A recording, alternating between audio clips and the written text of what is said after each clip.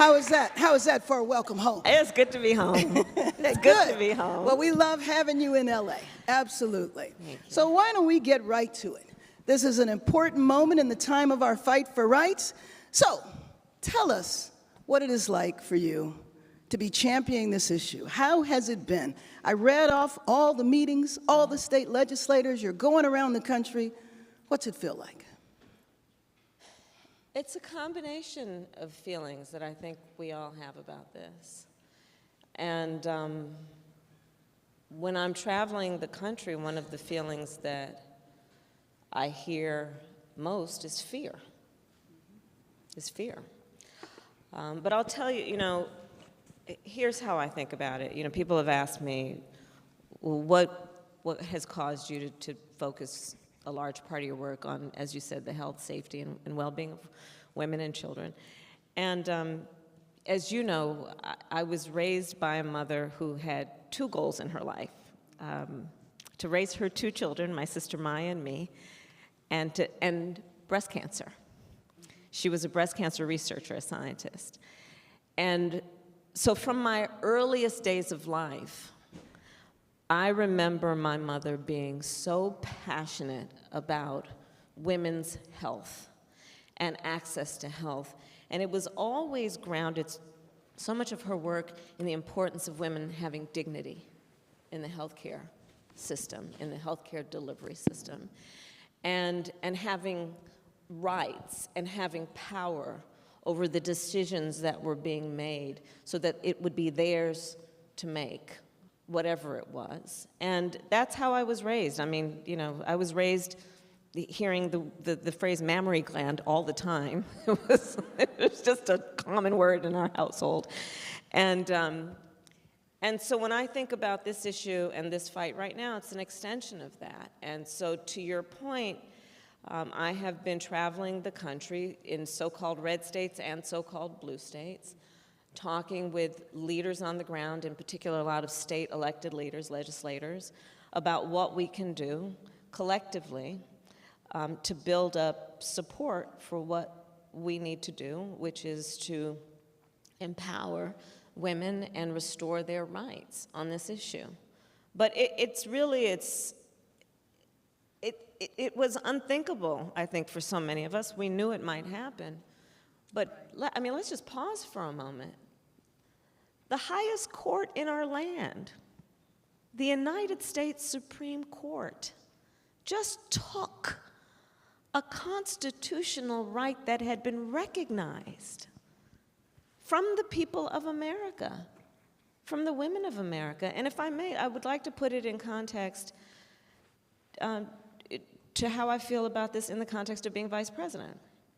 So as vice president, in the last year and a half, I have, as of now, my staff has counted, I have now met directly or by phone with 100 world leaders, presidents, prime ministers, chancellors, kings.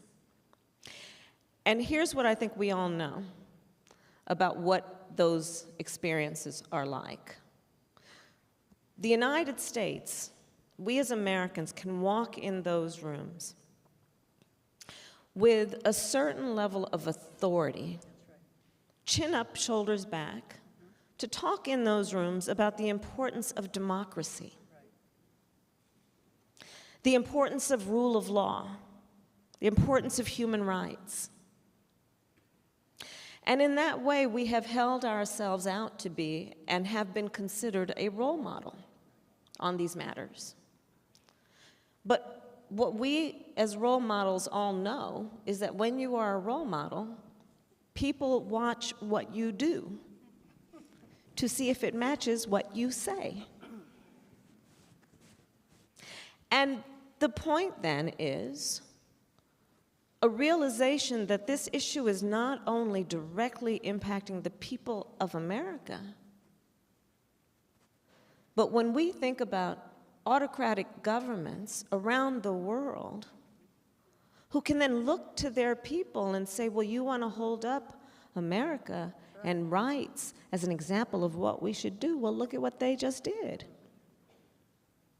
So by extension, what just happened will invariably impact women around the world. So there's a lot of fear. But also, as we all know, we know how to fight, because when you know what you stand for, you know what to fight for. So. Celinda. We do know how to fight. So, what steps is the administration taking to protect reproductive rights? So, well, and first, can I just say it's so good to be with the two of you on this stage. It's so good to be home. Celinda, you've been such an extraordinary fighter. You and I have been in many of these rooms together in these past many, many months, and I cannot thank you enough for being on the ground and the courage that it takes for our frontline folks like you to do what you are doing. And to all of those who are here on the front line, I applaud you. Let us applaud them.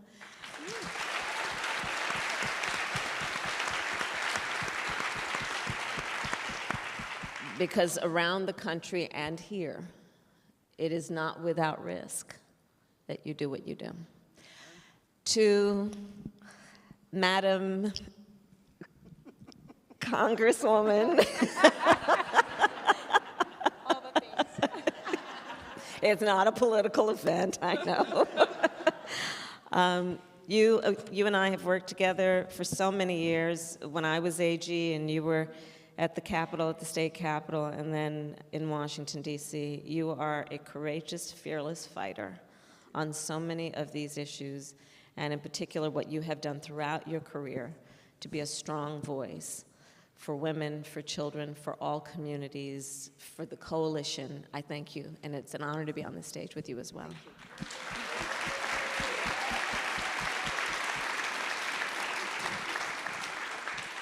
And so what we are doing as an administration is a number of things. Through the Health and Human Services Agency, led by a Californian, Secretary Javier Becerra, we've been actually sending out a number of things that are really intended to make sure that there's clarity in the midst of the confusion.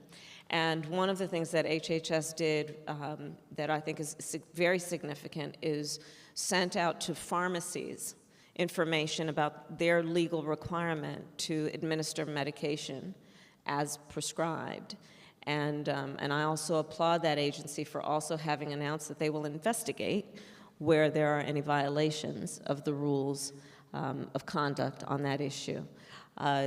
The Department of Education has been extraordinary. Secretary Cardona has been doing some important work around making sure that, that we protect students and their reproductive rights, including their ability to take leave from school for whatever reproductive health care they need, and make sure that there's no discrimination in that regard. The Department of Justice has been coordinating with a number of agencies as appropriate, but has also set up, for example, a process of eliciting pro bono hours, because there are going to be so many folks who are on the ground doing the work who are not sure of the legal risks that they are taking in these various states. They've also set up a task force led by Vanita Gupta, who is a great civil rights lawyer, and they are pursuing whatever litigation is appropriate. Also through the Department of Justice, they've set up a hotline for providers. So there is an ability to report threats and things of that nature. The FCC and the FTC are doing, the Federal Trade Commission, Federal Communications Commission, are doing important work to one, check with the biggest providers to see what their privacy policies are and their data retention policies are.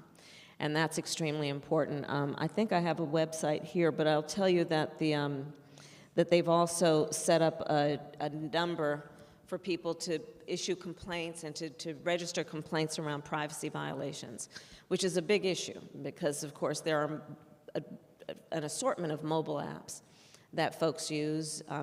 to monitor their menstruation cycle. There are mobile apps that folks use to just get directions to go to a facility to get their health care, and we want to make sure that that information is not being violated. So that is the kind of work that's happening through our administration. The president has signed 2 executive orders that relate to making a very clear statement that we intend to protect and defend the right that people have for travel and for access to emergency health care.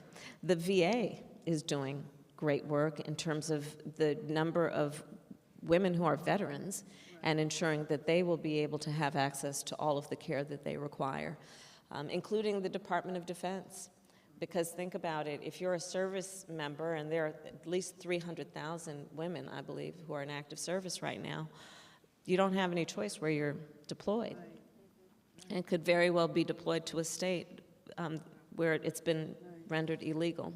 And so they're working through what they can do to ensure that the service members are not subject to those kinds of threats to their health care and their independence.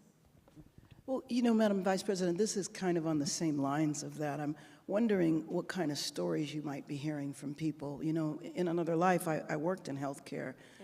I've worked in emergency room and also in primary care. Every now and then you hear a story in the news like a woman that has an ectopic pregnancy, or the 10-year-old girl, or a woman who's, if she carries the pregnancy to term, might not live. As you've gone around the country, are you hearing stories like that? I am hearing those stories, and those are the stories that are the public stories. But as you and I know, what we're hearing about only is just a fraction of what's actually happening.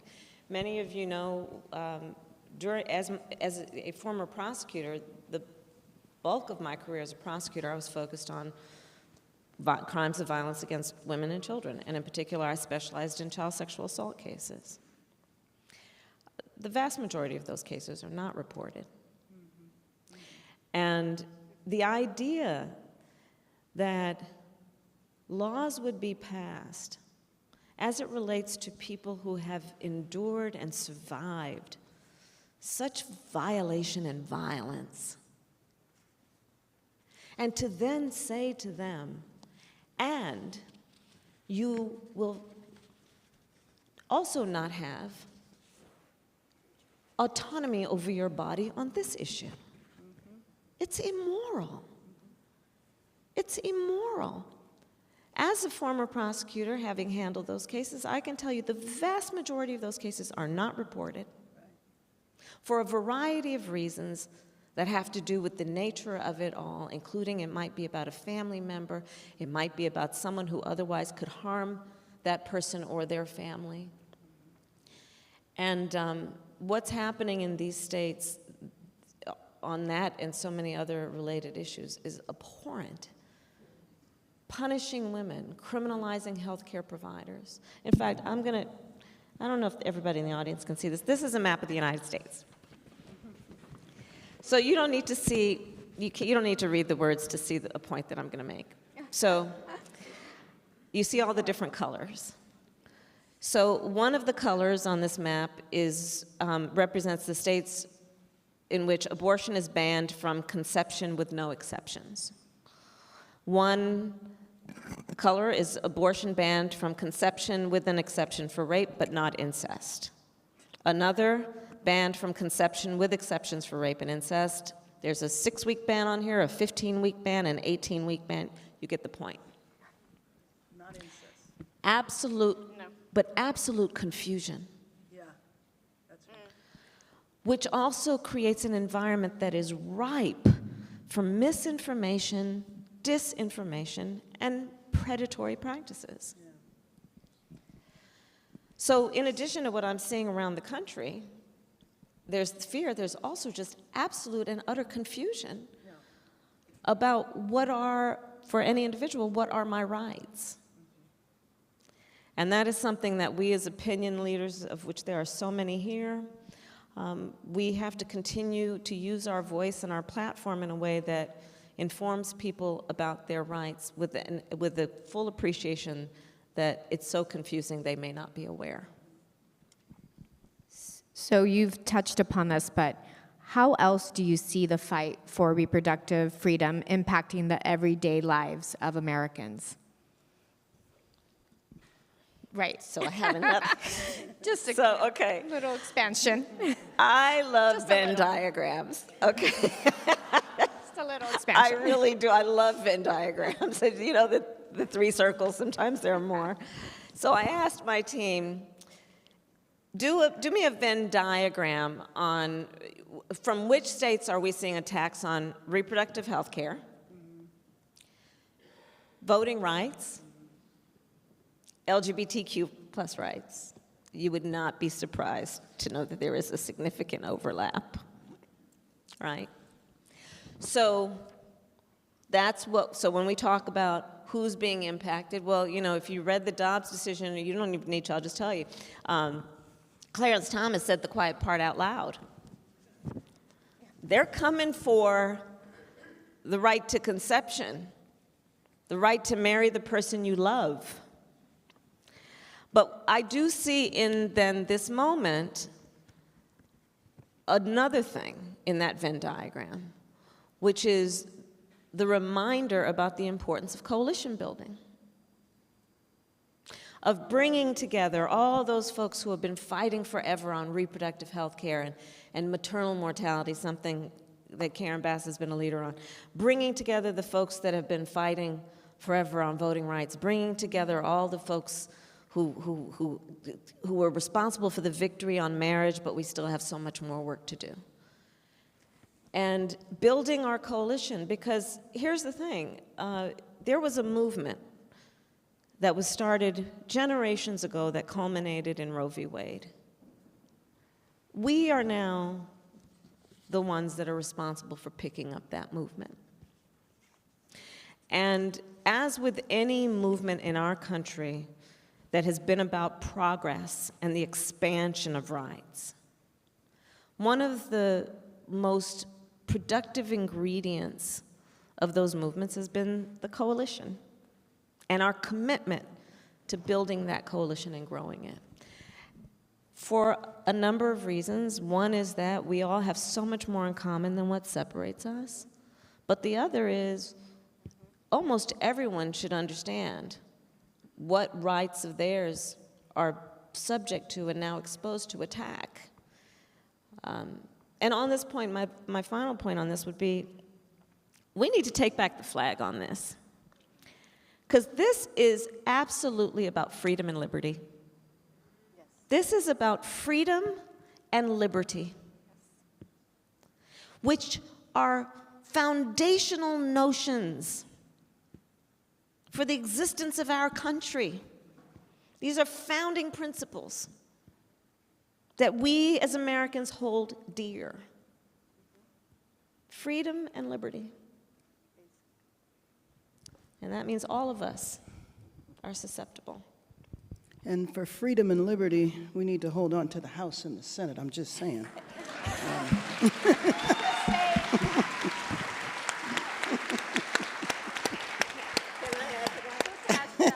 So Absolutely. It's not a political event, but that doesn't mean we don't speak truth.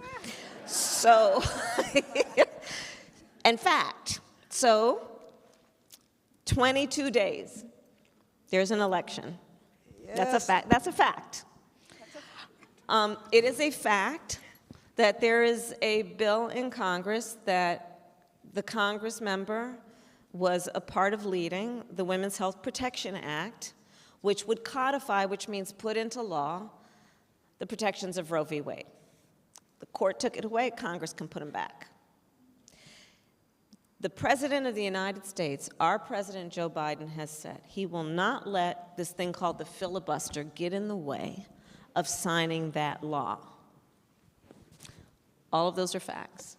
It is also a fact that in order for that bill to get to the President's desk so he can sign it into law, we need 2 more senators. We need to hold on to what we have, and we need 2 more senators. That is a fact. It is also a fact, by the way, that in that same context, the President has said he will sign into law the John Lewis Voting Rights Advancement Act.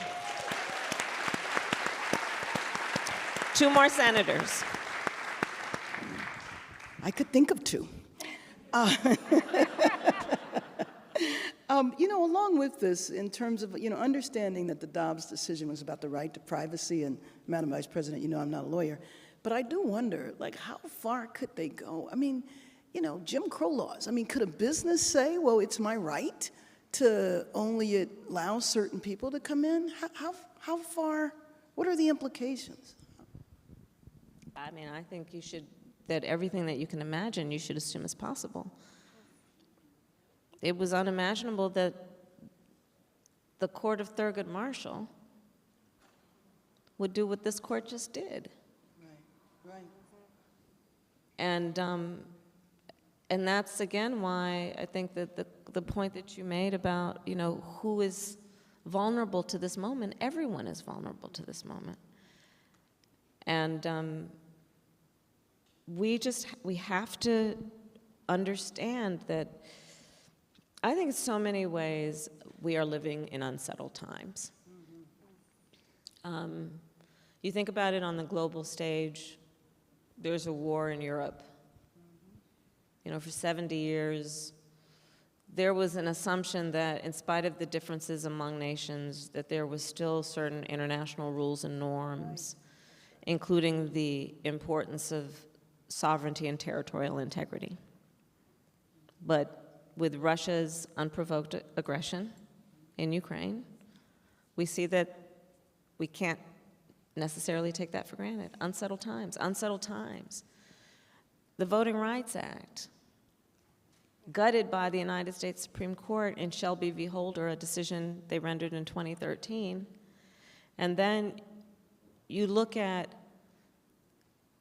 what happened in 2020, which is historic numbers of people voted in the midst of a pandemic, including a historic number of young voters, and almost immediately thereafter, because that scared people. Right.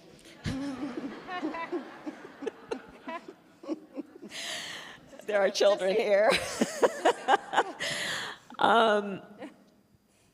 They started passing laws making it illegal to give people food and water if they've been standing in line for hours to vote. Passing laws making it intentionally more difficult for people to vote. Unsettled times. We thought the issue of voting rights had been settled. Unsettled times. In this year of our Lord, 2022, taking away a woman's ability to make decisions about her own body? So I think we have to listen to the words of Coretta Scott King. You've heard me paraphrase her so many times on this. She famously said, "The fight for civil rights, which is the fight for justice, it's the fight for equality, the fight for freedom, the fight for civil rights must be fought and won with each generation." Yes. Because let's always remember that these rights will not be permanent if we are not prepared to be vigilant. And in that way, this is so much about a democracy. I think about democracy in this regard. I think of democracy as there's a duality to it, in that when it is intact, it is strong in terms of what it does to create a system that preserves and fights for rights, civil rights, human rights. So there's an aspect to it that is about strength in terms of what it can do to lift people up. On the other hand, it's very fragile. It's extremely fragile.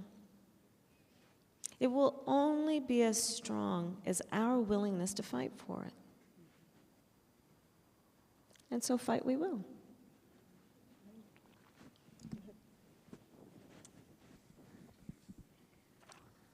You have touched upon many of these topics, but how are you seeing the intersection of attacks on, well, no, I think we already did that. But we have an expert here. Our Congresswoman worked on the floor, a maternal morbidity expert and all of the things.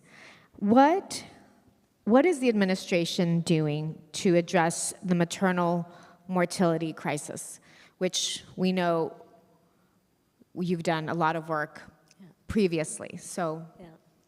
Thank you, Celinda. Maternal mortality, and again, I recognize and thank Karen Bass for her work as a leader on this for so many years. In America today, Black women are 3 times more likely to die in connection with childbirth. Native women, twice as likely. Rural women, 1.5 times likely. And as it relates to, for example, the experience of Black women, it is unrelated to their educational level or their socioeconomic level. It is very clear, it literally has to do with the fact that when she walks into that clinic or that doctor's office or that emergency room, she is not taken as seriously. And so there is a lot of work that needs to happen that also understands and appreciates that for so many of these women, for example, women in rural America are living in the midst of healthcare deserts. There are just no hospitals.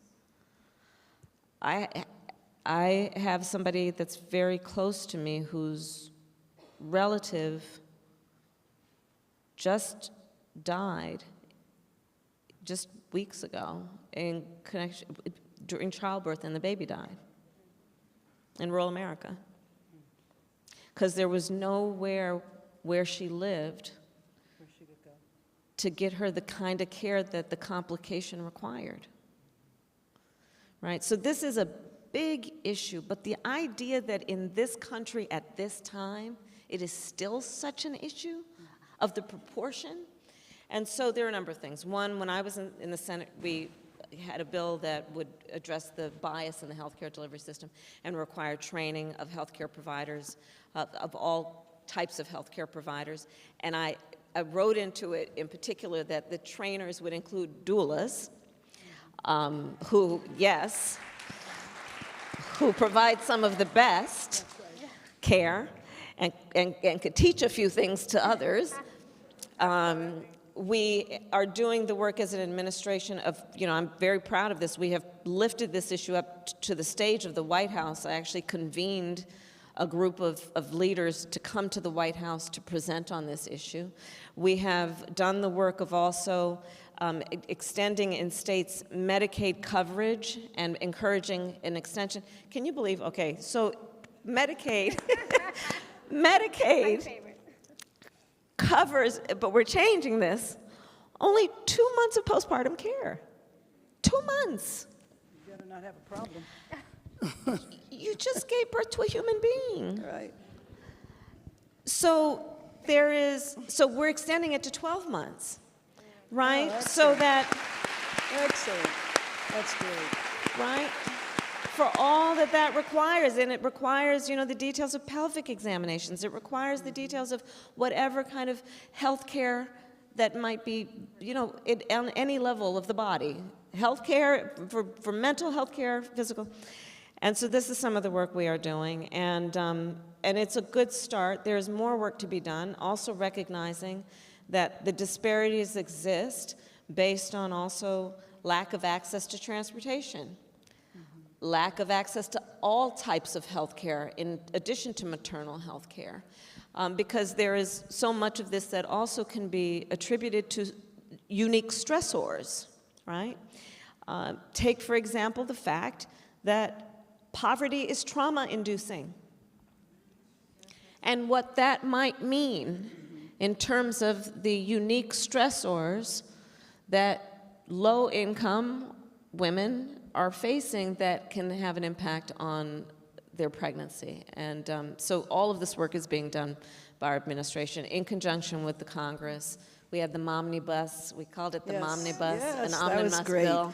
That was a great effort. Since members of the Congressional Black Caucus led that effort. When you were talking about maternal mortality, especially amongst Black women, when Beyonce and Serena Williams get into trouble, right, when they're in the delivery room, we know this is a huge problem. And the idea that you have high rates of maternal death in the United States of America That's right. is an outrage in and of itself.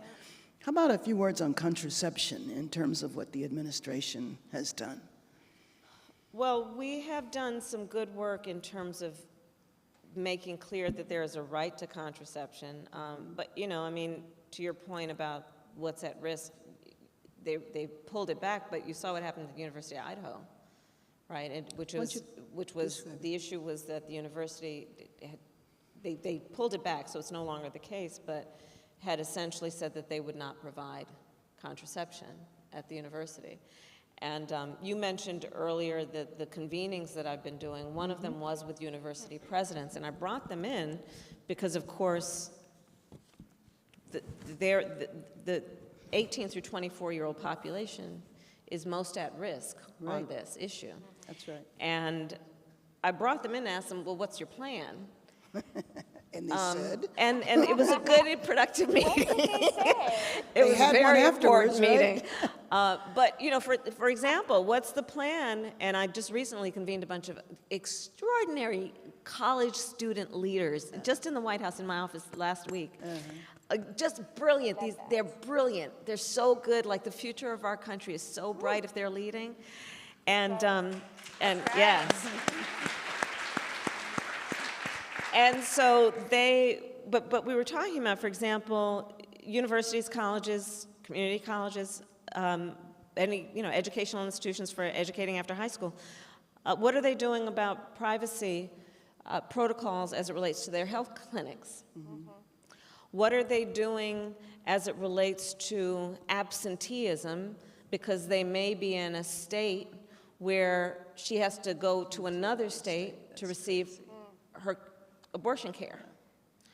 What are they doing in terms of many universities, for example, will have, this might not be the right word, but bereavement funds, right? So if a student has a death in the family and they can't afford the transportation, that there will be assistance with that. Well, maybe we should be considering the fact that there are going to be students who can't afford to leave the state and pay tuition and pay for books and pay for dorms, right? And how are they thinking about that approach? And so those issues have come up. In connection also has been the issue of contraception, and what are they doing to ensure that they are complying with the law, but at the same time doing everything they can to fulfill a right that their students have. Well, Madam Vice President, I know you have so many places to go, and we would love to keep you here all day. So we want you to come back again soon. Of course. But maybe you can share some final thoughts. Final thoughts about today, where you're going, where you've been. Well, a few things. You know, one of the, you know, the additional facts. We don't have the issue in California. We have extraordinary members of Congress. Mayor Garcetti is here. Rob Bonta, the Attorney General. Alex Padilla, the Senator. Tony Atkins, who convened a bunch of state legislators for a previous meeting that I did in San Francisco. But elections matter on this one, as with everything else. When I'm traveling the country, I remind folks, elections matter in terms of who your local prosecutor is. If you're in a state that has criminalized this, that matters. Who your governor is matters. Governor Newsom has done an extraordinary job on this, because it's going to be about whether, depending on the composition of their legislature, do they need to veto stuff that would be bad and restricting rights, or are they going to sign legislation that is about preserving and expanding rights where they've been taken away in particular. And so 22 days. And the reality of it is that we are going to have to protect these rights ultimately by having national legislation. That's right. And there's only one path to getting there. There's only so much that the executive branch can do on this. We have 3 co-equal branches of government. The court has acted. Now we need Congress to act. And so we need people in Congress to recognize that responsibility. So I'd urge everyone to just remember that and to talk with your friends and your neighbors, in particular in states where these rights are being attacked, and to remind them. And then my last point would be, just to repeat, I think the coalition building piece on this is so extraordinarily important. You know, this is an intergenerational movement. This is a movement among so many people who are allies, who are in this together for so many reasons. So let's just stay committed to it all, and know that this moment was meant for those of us who are here to recognize we cannot afford to throw up our hands on this. We got to roll up our sleeves. Thank you all. Roll up our sleeves. Thank you. Thank you. Thank you so much. It's an honor to have you here. Thank you. Gracias, Madam Vice President.